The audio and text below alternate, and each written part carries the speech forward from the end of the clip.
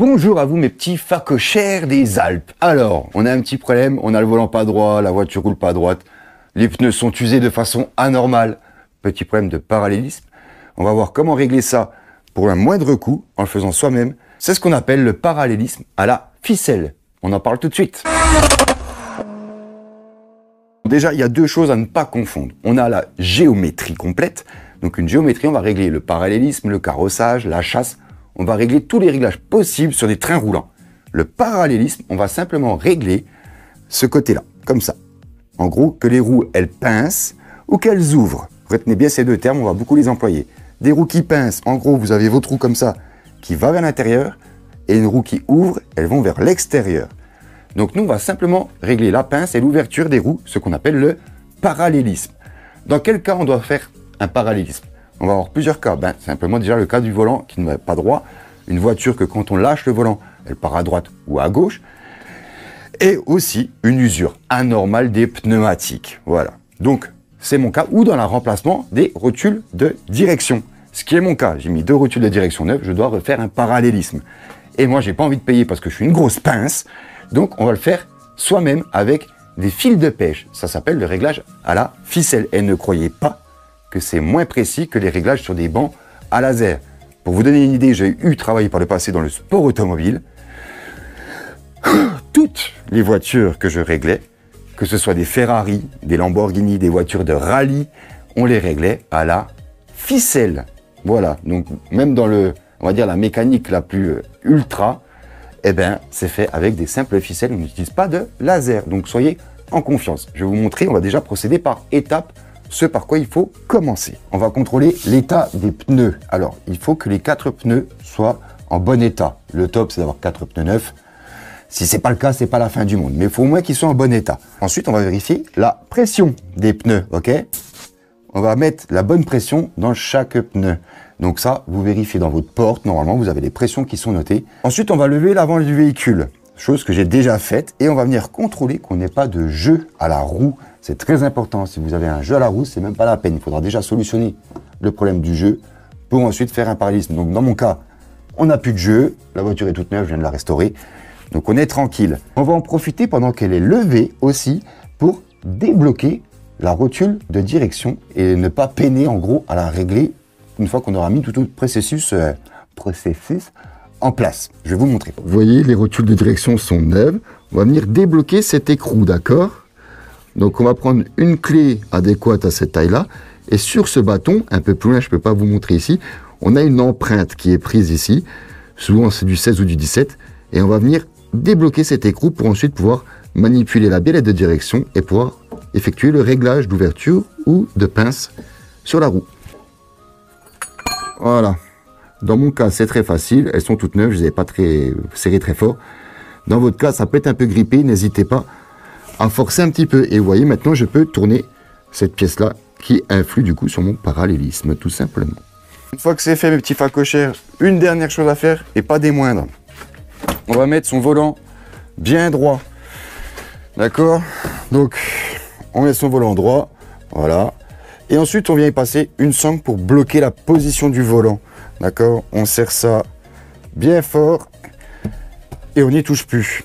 Concernant l'outillage adéquat pour faire son parallélisme à la maison, il ne faudra pas grand-chose, mais il vous en faudra un petit peu quand même. Alors, il y aura les 2 clés donc adéquates pour démonter, pour débloquer et serrer la rotule de direction. Un outil de réglage, enfin de mesure plutôt, pardon. Un scotch, une feuille, un stylo, 4 chandelles. Donc j'ai pris des comme ça, mais vous pouvez prendre n'importe quoi, on s'en fout. Et le plus important, 2 longues barres avec du fil de pêche, ok? En soi, c'est pas ce qui coûte le plus cher. C'est surtout qu'une fois que vous l'avez, vous pouvez... Enfin, moi qui fais souvent des voitures, une fois que vous avez le matos, vous en avez pour 50 balles à tout casser de tout ce que je vous ai dit. Et 50 balles, je vois large. Et ensuite, vous êtes tranquille, vous pouvez toujours régler vos trains avant de voiture, vos parallélismes, ok? On va mettre en place le système et je vais vous expliquer comment ça marche. Ok les copains, première étape, on va placer les 4 chandelles aux 4 coins de la voiture. Moi, je les mets en gros derrière les pare-chocs au niveau des roues. C'est très bien. La première étape, c'est le carré. Le carré. on va venir y mettre nos grosses barres. Une sur les chandelles de derrière. Merde. Je mets la barre sur laquelle j'ai mes fils de pêche. Devant ou derrière, ça n'a pas d'importance du tout. Voilà. À savoir qu'une fois que vous aurez fait votre carré, là on est en train de le faire, il faut faire attention et ne pas y toucher. Le but est que le fil de pêche, quand on va le tirer, en fait on va tirer le fil de pêche jusqu'à la barre de derrière, le fil de pêche doit passer le plus proche, enfin le plus proche, pas forcément le plus proche, mais en hauteur, ce fil doit être à la hauteur du milieu de jante, ok? Donc là pour mon cas c'est une petite voiture, une plus grosse voiture et des plus grosses jantes, j'aurais peut-être dû être amené à lever et à régler les chandelles. Donc vous réglez la hauteur des chandelles pour que votre fil passe environ centre de jante. J'ai défait tout mon fil de pêche, j'ai fait un petit nœud au bout. Je vais me mettre ici. Le but c'est de le faire passer pas trop loin de la roue. Pour vous donner une idée, vous mettez à 5 cm du bord de jante. Ça suffira. D'ailleurs, il faut que vous ayez des jantes en bon état. J'ai oublié de le préciser au début. Hop, on vient là. Je tire mon fil. Et vous faites ça des deux côtés. Donc, milieu de jante, 4-5 cm du bord de jante de chaque côté. Et on le fixe sur la barre d'arrivée. Pour vous montrer de plus près, je vais vous montrer qu'un côté, parce que c'est pareil, c'est symétrique. Les barres, les fils de pêche, donc on voit pas beaucoup, mais qui sont là. Alors, un petit détail, mais essayez de prendre des fils de pêche de couleur un peu fluo, jaune fluo, rouge fluo. Je suis pas pêcheur, mais je pense que ça existe. Ça vous évitera des confusions. En fait, ça sera plus précis quand vous allez mesurer par la suite. Alors, qu'est-ce qu'on fait? Maintenant, on a tiré nos barres. Nos fils de pêche sont accrochés avec un scotch de l'autre côté. Ça, des deux côtés. L'idée, maintenant, c'est de réaliser notre carré. Tout est en place pour faire le carré. C'est quoi le carré? On va faire un carré parfait autour de la voiture. Donc, ce qu'on va faire... Alors, j'ai mis des petits scotch sur les jantes. Ça sera pour après, vous comprendrez. Le fil de pêche est là. Sur mon doigt, je ne sais pas si on le voit. Voilà. On va venir mesurer ici. Donc, on va se mettre sur le centre de la roue. C'est très important. Hein. Mettez-vous sur le centre de la roue. On va mesurer ce qu'on a jusqu'au fil de pêche. On va le faire ici, derrière et des quatre côtés. Et ensuite, ça va nous permettre de régler la barre pour la bouger de gauche à droite et pareil là-bas pour réaliser le carré parfait. Je vous explique de façon scolaire. Voilà, en gros, là, je me suis noté carré. J'ai dessiné ma petite voiture avec une flèche pour dire que c'est l'avant. Ici, c'est pas la route, c'est mes ficelles. Je vais mesurer et écrire à chaque fois la mesure que j'ai. Donc en gros, c'est pas plus compliqué. Je vais prendre ça, me mettre ici sur le centre de la roue. Alors moi, j'ai les petits cabochons centraux, donc c'est très pratique. Si vous en avez pas, écrou de cardan, choses comme ça, partie fixe de la voiture. En tout cas, le repère que vous prenez à gauche, vous prenez le même à droite. C'est tout ce qu'on vous demande. Donc on va venir mesurer et on va regarder combien on a au centre de la roue. Et ben voilà, ici j'ai 60. Donc je vais aller noter sur ma feuille 60 et je vais recommencer de chaque côté. Je vous avoue que c'est un peu la partie calcul un peu chiante, mais ça ne demande pas un gros niveau en mathématiques. Mais après vous êtes tranquille, une fois le carré exact terminé, c'est une valeur qu'il faudra par contre bien vous noter pour la suite. Alors, on reprend, j'avais 63 à gauche, 60 à droite. Vous allez additionner les deux valeurs de devant. Ça va vous donner du coup 123 dans mon cas, et on va le diviser par 2. Une fois divisé par 2, j'ai 61,5. C'est-à-dire que maintenant, je vais régler ma barre, enfin, mon fil de pêche par rapport à l'axe central à 61,5. Comme ça, je suis sûr que de l'autre côté, j'ai aussi 61,5. Je répercute la manœuvre pour l'arrière. J'ai 83 arrière gauche, 78. Alors, je dis 78, c'est des millimètres, hein, je n'ai pas précisé. Ça nous fait un total de 161 mm quand on additionne ces deux valeurs. Je les divise par 2. Je vais me régler à 80 mm,5. La preuve, regardez, donc on a dit du coup qu'il fallait se mettre à 61,5. Donc, alors malheureusement le fil de pêche, je ne sais pas si vous allez bien le voir. Essayez de prendre des fils de pêche de couleur un peu fluo. Et voilà, je suis à 61,5. Et si je vais de l'autre côté, je serai à 61,5 aussi. Maintenant, je vais pouvoir régler mon parallélisme. Mais on va déjà prendre les valeurs actuelles, savoir comment est réglée actuellement la voiture. Ça doit être n'importe quoi parce que j'ai mis des nouvelles biellets de direction. J'ai mis des valeurs au hasard. Je les ai mises comme ça. Advienne que pourra.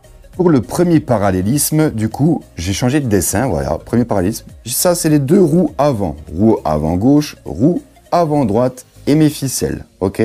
je ne fais que l'avant, comme je vous l'ai dit, je fais un parallélisme des roues avant. Je ne m'occupe pas des roues arrière sur ce véhicule. Là, le premier para, ça va surtout être un relevé de valeur. Du coup, on va relever ici. Je vais venir mettre mon outil de mesure ici. Je vais m'appuyer sur le bord de jante bien droit et je vais regarder la valeur que me donne la ficelle à l'avant droit sur le bord avant de la jante. Je vais faire la même chose sur le bord arrière de la jante. Je vais faire pareil de l'autre côté. D'accord? En gros, si vous n'avez pas compris, je prends mon petit mètre, je viens ici, je regarde où passe le fil de pêche, je relève cette valeur, je fais pareil ici, ok, je relève la valeur, et je fais pareil de l'autre côté. Voilà, je vais relever mes valeurs, et vous allez comprendre ce que ça va nous donner. Relever des valeurs est fait, et c'est pas joli. Il y a une roue, ça va, mais l'autre, c'est le bordel. Du coup, on va parler de cette roue-là, c'est celle que je vous montre depuis tout à l'heure. Donc, ma roue avant droite est là. À l'avant, quand je mesure, j'ai 60 mm et ici 42 mm. Alors, à savoir un truc, c'est que quand vous faites un parallélisme chez un professionnel, il va vous parler, enfin il ne vous parlera pas parce que vous ne comprendrez rien, mais il parle en degrés minutes. Nous, on parle en millimètres. C'est tout autant précis l'un que l'autre. Là, par contre, les réglages, pour vous donner une idée, si on met de la pince, on va pincer à 1 mm max. Ça suffit. Nous, on va même pas s'emmerder, on va se mettre à 0. Je veux pas régler de la pince ni de l'ouverture. C'est pas une voiture de course. Je veux juste qu'elle aille droit et que ça me bouffe pas les pneus. Donc moi, je vais mettre 0 pour avoir mes roues parfaitement droites. Donc, c'est vrai que je vous avais pas dit l'objectif de ce que je faisais. Donc moi, je vais essayer de me régler à 0. Donc, 60 mm de profondeur ici, on est d'accord. 42 derrière. Donc, pour que vous compreniez bien, c'est que, imaginons, hop, mon décimètre est là. Donc, quand ma ficelle passe à 60, j'ai mon bord de jante.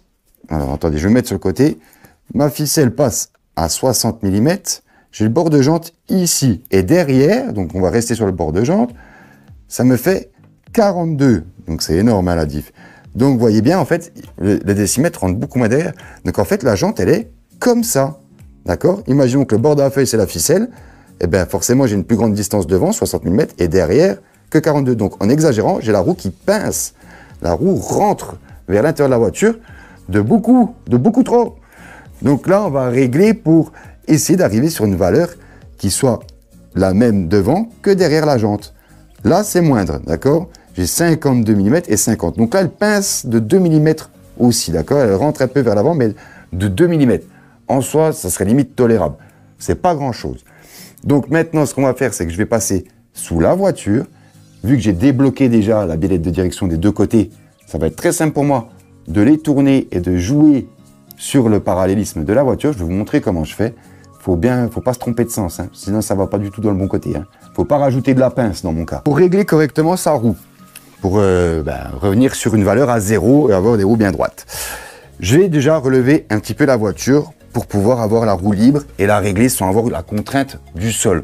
Levez-la. Gardez-vous de la place, mais surtout quand vous la levez, ne touchez pas le fil, ne touchez pas les barres. Ah! Ne foirez pas tout ce qu'on a fait avant. Donc, je vous rappelle qu'on avait... Tiens, on avait une valeur de 60 mm ici et de 42 ici. Ce qui faisait un delta quand même de 18 mm, d'accord? Donc moi, mon but, c'est de ramener à 0. Donc, ça veut dire que faudrait qu'ici, elle revienne dans ce sens de 9 mm et que là, elle aille un peu dans ce sens de 9 mm aussi. Donc là, je l'ai levé. Donc, mon fil de pêche n'est plus du tout axé sur le milieu de la jante. Mais, pour savoir, je pense qu'il y en a plein d'entre vous qui vont tourner la bielle puis se dire, mais merde, est-ce que je suis dans le bon sens ou pas? Pour éviter de le faire 50 fois, je vais mesurer par rapport au fil de pêche où je suis. Voilà, tant pis, ça arrive où ça arrive. Là, j'ai 82. OK. Et là, j'ai 64. Donc, si je fais 82 moins les 64, oh, tiens, 18 mm. Comme par hasard, mais c'est de la sorcellerie, putain. Donc, le même delta. Donc, maintenant qu'elle est élevée, j'ai de la place et je vais pouvoir tourner ma biellette de direction et contrôler. Moi, je vais aller un peu plus par là-bas, de 9 mm. Donc, 64 plus, je vais aller jusqu'à 73 mm. Donc là, je vais pouvoir tourner ma petite barre. Alors, je sais pas, je vais vous mettre une lumière, je vais vous montrer. Viens par ici, mon petit merlan frit. Quand je vais tourner cette barre, donc là, l'écrou, on s'en fout. On va justement le desserrer pour pas qu'on ait de contrainte. Quand je vais tourner cette barre, ça va jouer en fonction de si je serre ou que je desserre, ça va pousser ou ramener cette biellette et du coup tourner la roue. Moi j'ai beaucoup de pinces, donc je suis comme ça. Moi mon but c'est de la ramener comme ça. Donc vu que c'est pris sur l'arrière la roue, faut que ça je le rentre comme ceci. Et là, la roue est en train de rentrer à vitesse grand V. Hop, j'en ai déjà fait pas mal. Je vais aller vérifier mes 73 mm. Maintenant je viens là. Et ben, tu vois, je suis en dessous des 70, donc là je suis à 68.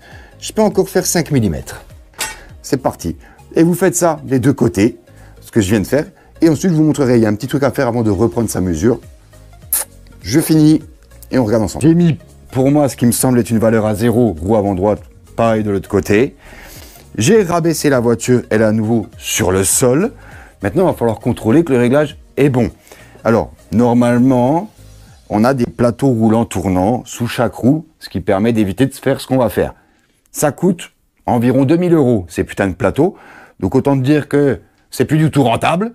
Donc on utilise la méthode spartiate. Donc tu essaies, j'aurais dû ouvrir la fenêtre avant, comme un bon bobet, je ne l'ai pas fait.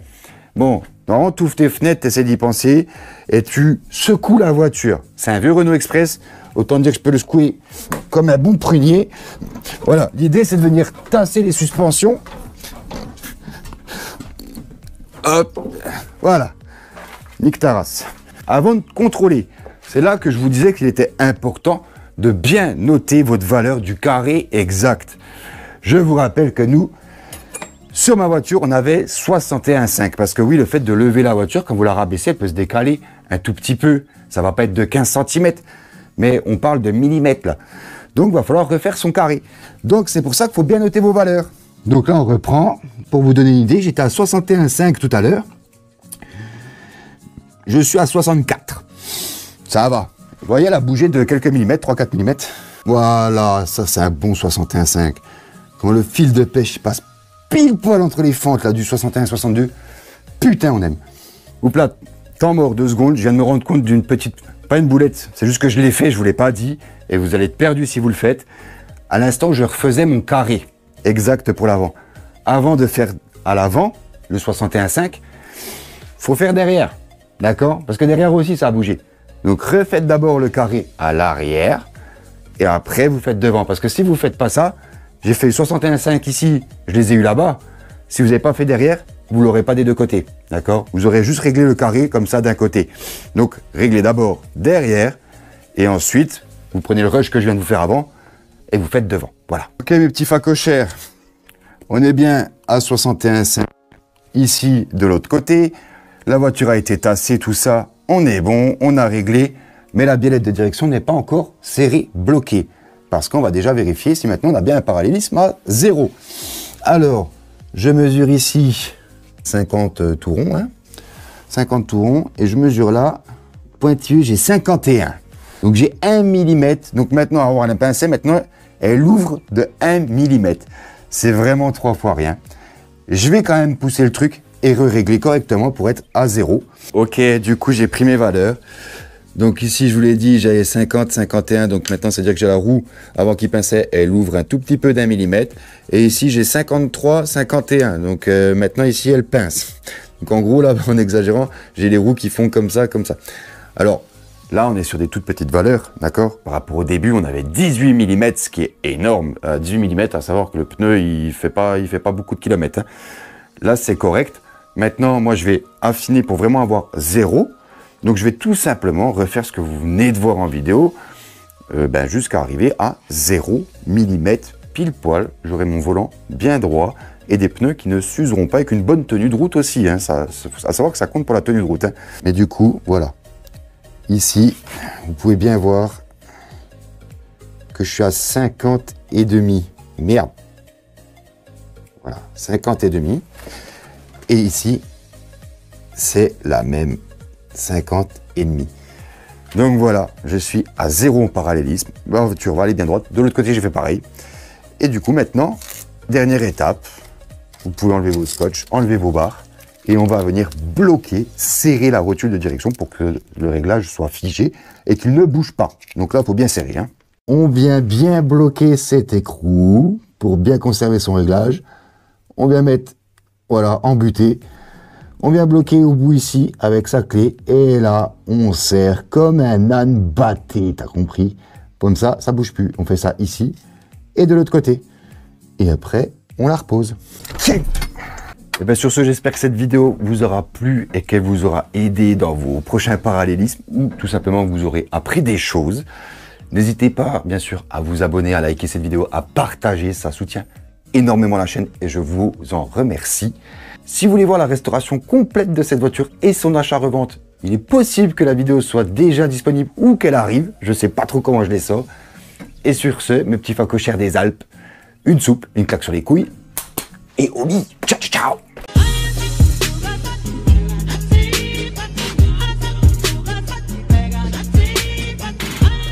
C'est pour la miniature, Tony.